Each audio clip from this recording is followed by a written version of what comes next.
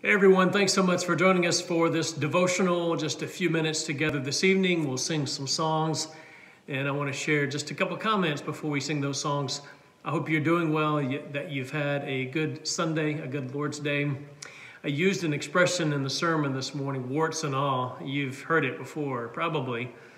I don't remember where I first heard it the first time, but I remember hearing a little bit of the backstory. It comes from, supposedly, the expression comes from something that Oliver Cromwell said to his official painter back centuries ago, and may not actually, there's no good evidence that it was actually said at all, at least in that wording. But back in that time, it was customary for a painter to paint a very flattering portrait, especially of royalty. And at the time that this painting was painted of Oliver Cromwell, he was Lord Protector of England.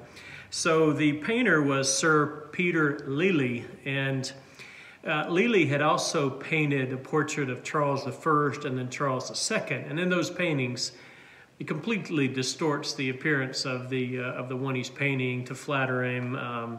Gave him really nice-looking calves, which was appropriate for the day. Found that kind of interesting. So it is fascinating that Lely, when he painted Oliver Cromwell, that he painted his face with certain sorts of slight disfigurement.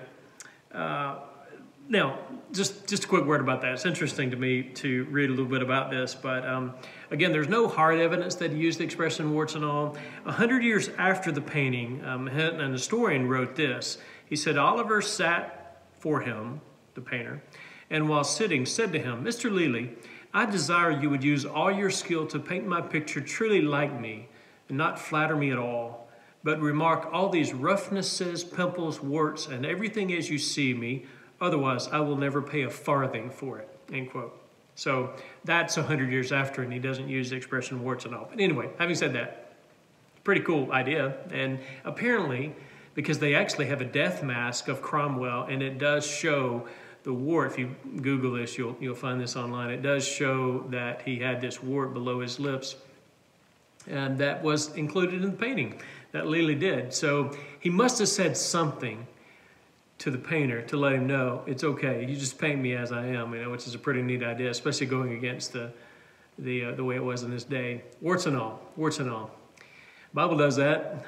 I talked about that in worship time this morning. Paints the warts of Abraham and Isaac and Jacob and Judah and Moses and David and all these folks. Sarah, Rebecca.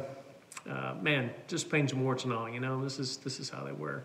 And I think it's interesting to think about that, why that might have been the case. I want to read you a verse that we did not look at this morning, just in a little bit further reflection on that and thinking about what it means for us.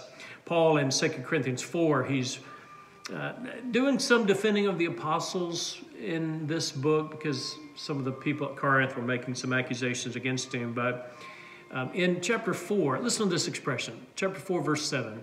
He says, but we have this treasure in jars of clay to show that the surpassing power belongs to God and not to us. It belongs to God and not to us. Why? Why does Paul say that? We have this treasure, talking about the gospel. We have this treasure in jars of clay. Jars of clay are pretty fragile, easily broken, they're imperfect. That's what Paul said. We have this treasure, this gospel, and yet God chose to put it in people like Paul, like Peter and James and John, these guys who were arguing amongst themselves and selfish and self-advancing and all these different things. And God put the gospel in those people. God put the gospel in the church. You and I, as part of the church, we've been given the gospel as a possession to share. Why does God do it like that? Why does God use people like you and me to share the gospel? Well, so that the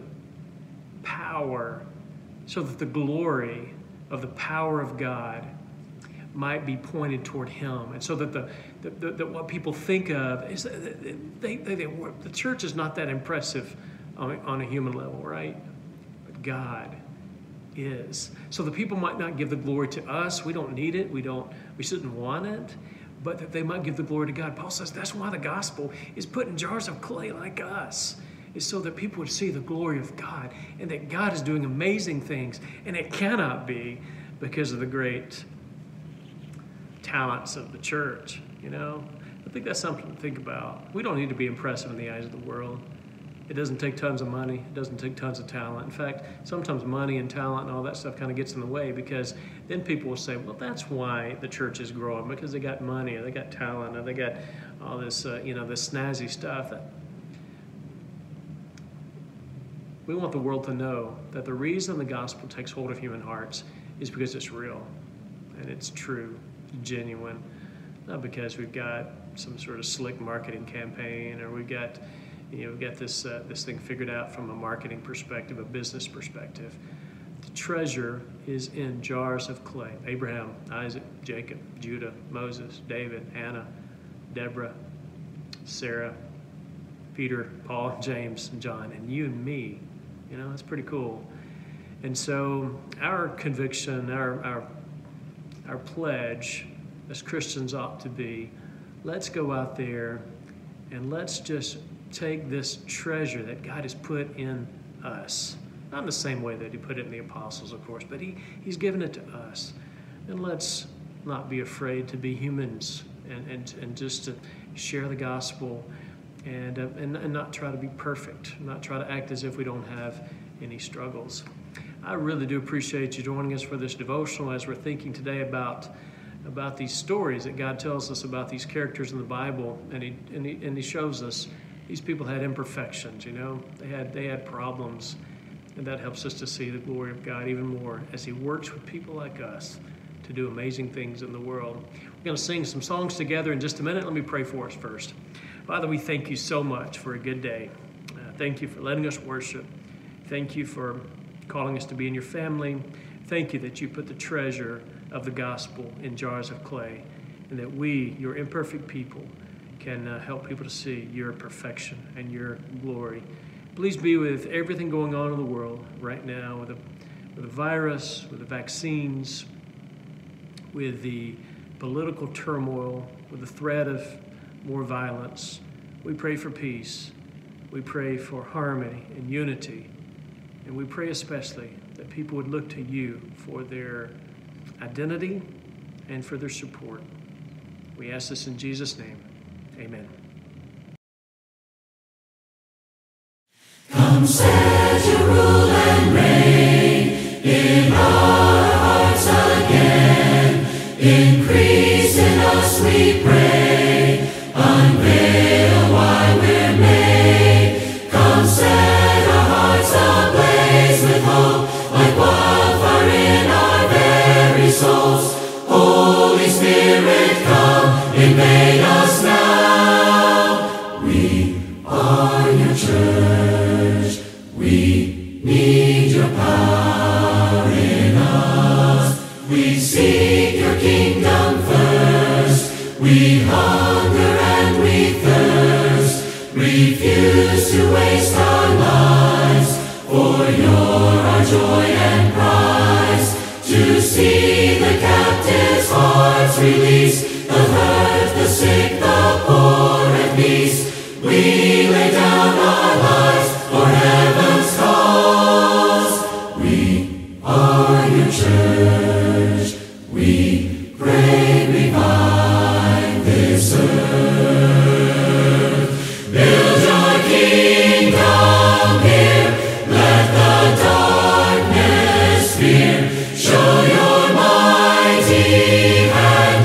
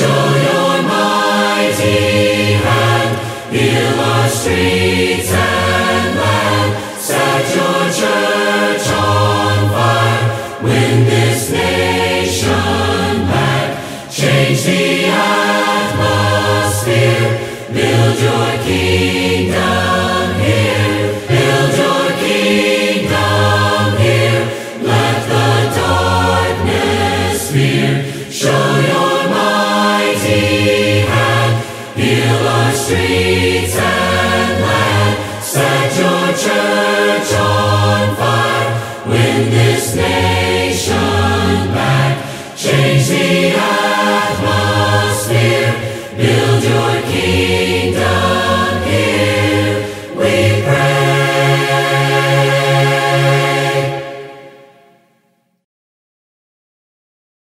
Guide me, O thou great Jehovah, pilgrim through this barren land. I am weak, but thou art mighty. Hold me with thy powerful hand. Bread of heaven, feed me till I want no more.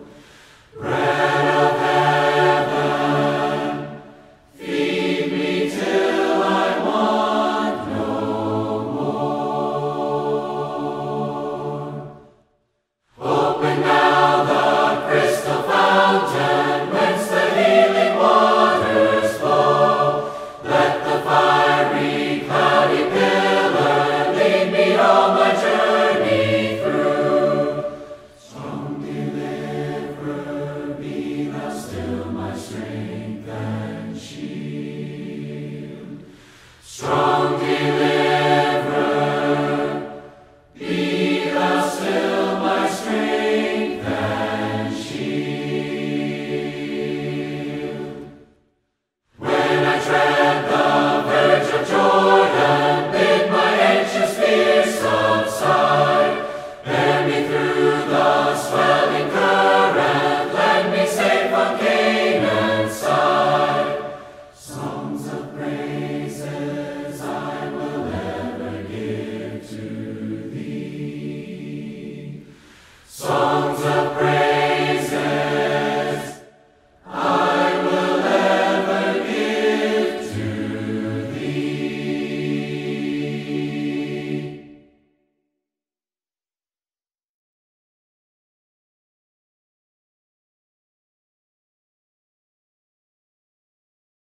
Hear the holy roar of God resound. Hear the holy roar of God resound. Watch the waters part before us now. Watch the waters part before us now.